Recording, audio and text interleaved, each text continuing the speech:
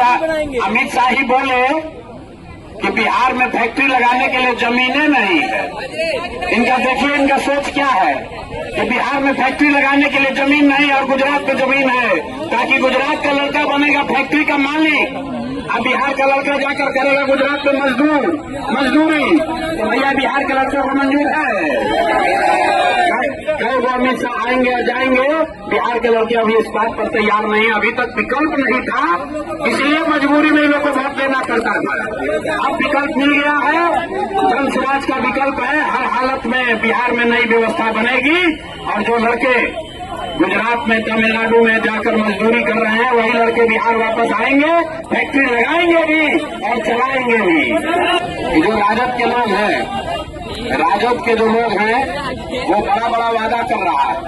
कोई ये नहीं पूछ रहा है कि भाई 15 साल तक आपके माँ बाप यहाँ पर मुख्यमंत्री थे, राजद की सरकार थी, तो बिहार का इतना दुर्दशा क्यों किया, इतना चोरी किया कि आदमी का बात तो छोड़िए, जानवर का भी चारा खा गया। और वो आदमी, वो दल अभी कह रहा है कि हम बिहार में आएंगे तो सब सुधार कर देंगे।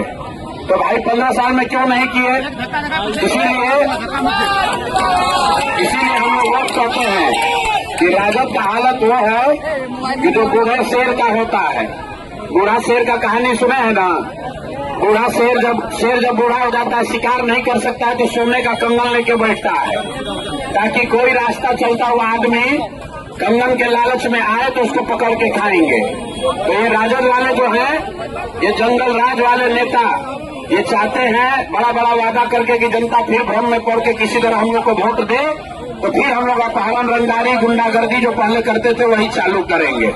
इसलिए राजद को कोई वोट देने वाला नहीं है। लड़ाई जो है वो नीतीश भाजपा की एनडीए और जन स्वराज के बीच में है।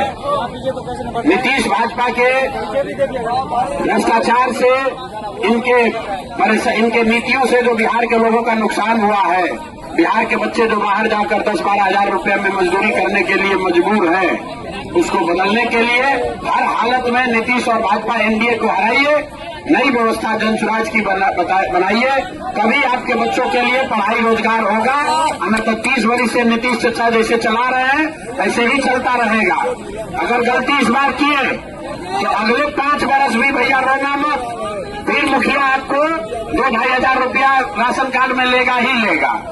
इंदिरा आवास बनाने में 20,000 घूस लगबे करेगा, बिजली का बिल गलत आएगा ही, नकली शराब बिकेगा ही बिकेगा, और आपका बाल बच्चा यहाँ से जाकर गुजरात में, तमिलनाडु में जाकर मजदूरी करेगा। अगर ये स्थिति बदलना है तो नीतीश भाजपा को हटाइए, नई व्यवस्था बनाइए।